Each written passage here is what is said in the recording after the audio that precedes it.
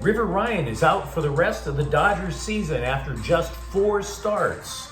UCLA finally does the right thing by Ethan Garbers, and USC appears to change its quarterback recruiting approach. Good morning. I'm James. This is your daily dose of sports and snark for the greatest sports city in the world, Los Angeles. This is the faithful Angelenos morning report. And so it is August 12th, 2024. By the time you see this clip, I'm going to be on a plane heading back east for work. The final trip heading back to that area. Can't be happier about that. But we're going to start the week off right by talking about LA sports. And if you like being in the know about LA, clickety-clack the like button. Clickety-clack the subscribe button. There's a notification bell. Hit that. It'll let you know when we drop new content. Sharing is caring. Let people know we exist, and by all means comment. Now, before we go through the news and notes, a look at the scoreboard. Dodgers 6, Pittsburgh 5. It took 10 innings, but the Dodgers sweep the Pirates. Teoscar Hernandez drives in 3 runs, including the game winner. The lead for the Dodgers in the NL West edges back up to 3.5 games. Also, Rams 13, Dallas 12. You know, if it weren't for the sound system, I would suggest that SoFi Stadium would have been an excellent place to take a nap on Sunday. It's exhibition football. Stetson Bennett played the entire game and threw 4 interceptions.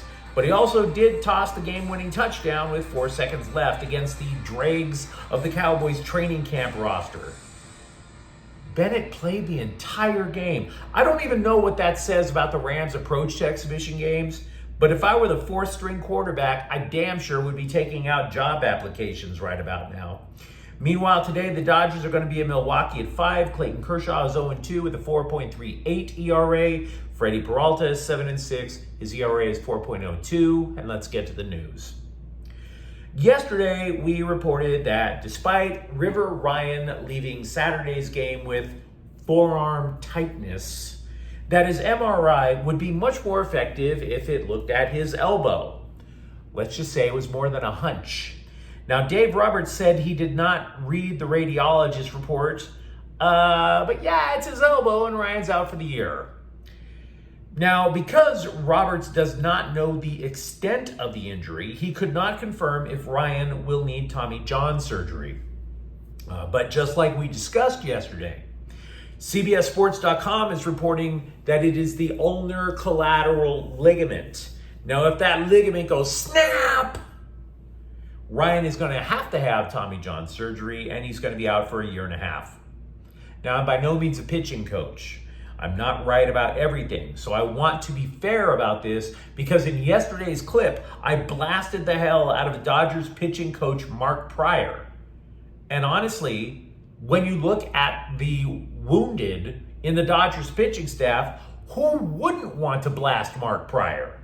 Ryan could become the 2nd Dodgers pitcher to undergo Tommy John surgery this year, along with Emmett Sheehan. Remember him? I mean, seriously, the Dodgers have so many injured pitchers, it's like herding cats. Oh, sure, you're herding injured cats, but you're herding cats nevertheless. I mean, last year, Dustin May, Tony Gonsolin needed that surgery. 2 years ago, Walker Buehler underwent Tommy John surgery. In the last 5 years, 7 Dodgers pitchers have underwent that procedure. Not to mention the fact that I counted as many as 16 Dodgers pitchers who have been on the injured list at this point. Now, in July, team president Andrew Friedman told the LA Times that while there were a lot of factors involved, quote, it's too much, unquote. Too many people getting injured. Now, Ryan, for his part, suggested that the pitch clock has played a role because you have to speed things up. Maybe because you're trying to be quick, your mechanics aren't there, and snap. Quote, the pitch clock definitely makes you speed up a lot. Back in the day, you didn't have to speed up as much when you threw. So throwing back-to-back pitches in 15 seconds, it starts to take a toll, unquote. Now, as for me, I know a few people who played pro ball, and I called one of them, and I asked if it is something where it's fair to blame the pitching coach. What he replied echoed with reports I have been reading in the last few months about the uptick in Tommy John surgeries. That everybody wants you to pitch as hard as you can. In other words, the days of Greg Maddux mixing speeds anywhere from the mid-80s up to the mid-90s, those days are gone. Everybody wants you to pitch as hard as you can, and maybe, just maybe, the human arm isn't meant to consistently push 100 miles an hour. Now, yes, coaches teach mechanics, he was telling me, but those mechanics aren't necessarily designed to keep you healthy.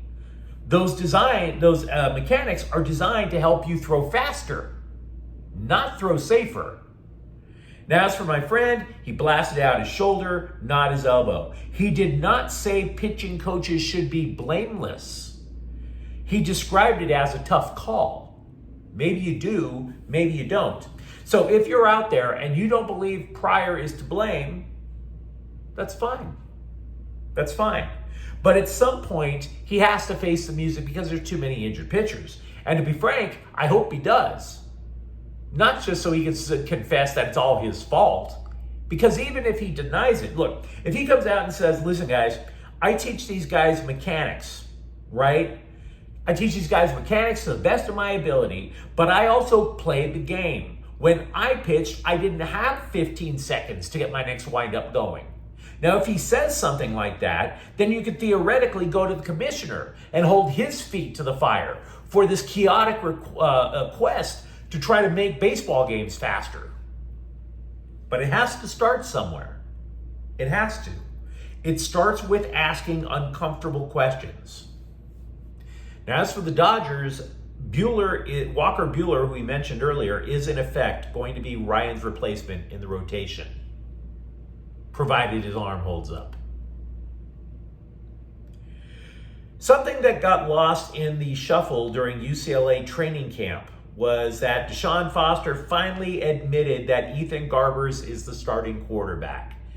Well, that was one poorly kept secret, right? I mean, in the sense that last year, if you remember Bruins football last year, UCLA at quarterback was this three-headed incompetence monster under center. Kind of like that meme you see every so often on social media, except all three of the dragons had googly eyes and their tongues hanging out. That was Chip Kelly's fault, in my opinion, but the other two quarterbacks have left, and for reasons I can only guess, Foster would not do the logical thing and say Garbers was the guy. Well, now that the coaches can focus on one guy, Garbers has flourished over the summer. Fancy that. Now, Foster told the Scribes, quote, Ethan's the one. You guys are watching him. He's spinning it pretty well right now. His leadership has really grown, and he's just taking on the role of being QB1. Ethan is kind of pulled away from the rest of those guys. It's not really them pushing Ethan, it's more Ethan pushing himself, unquote. Which is good. You kind of want to know who's under center when you play football, right? What might not be settled, though, is how UCLA rebuilds the pass rush. Because it sure as hell isn't going to be easy to replace Leatu.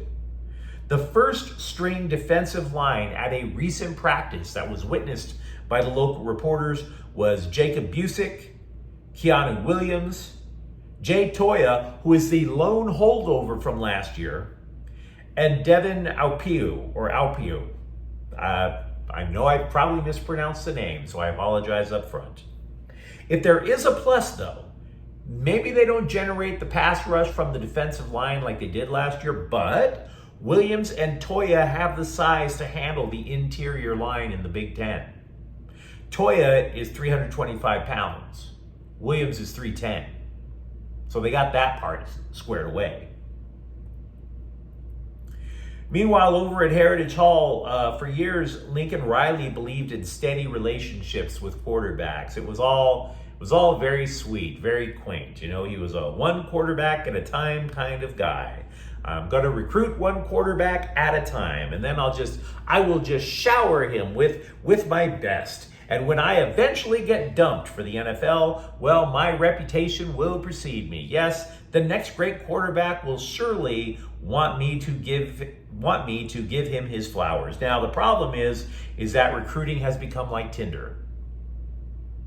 Riley is literally just like legions of single moms and desperate middle-aged men, learning that college football is now a situationship world. Now, I don't know if that means Lincoln Riley has been red-pilled by Andrew Tate, but it does mean that he might be breaking free from that idea of only one quarterback at a time.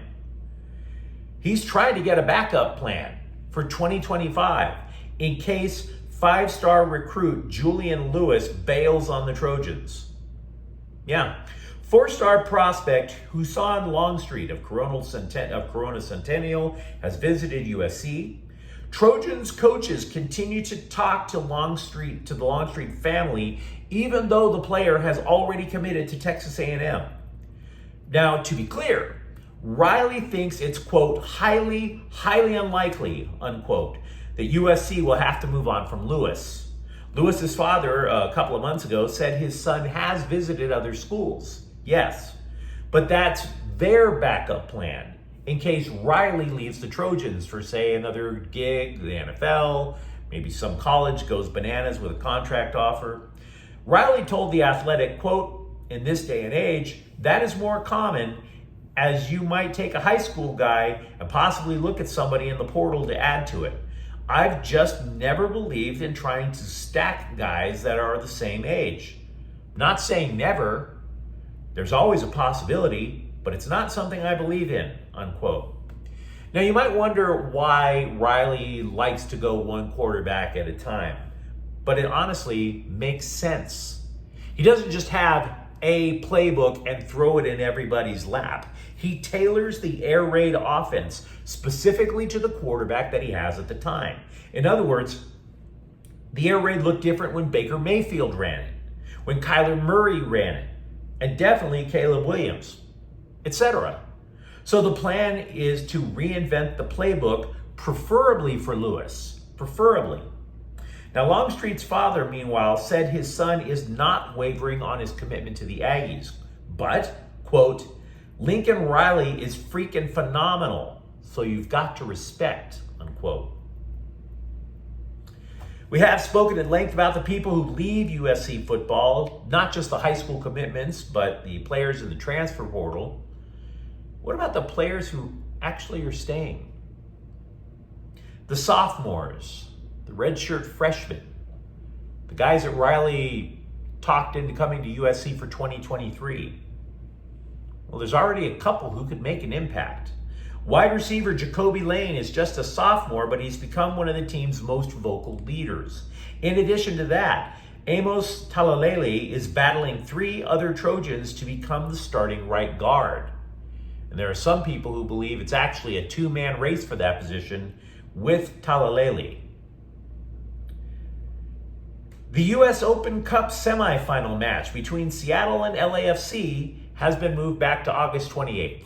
It's just a day. I have no idea why. Whatever. It's a tournament.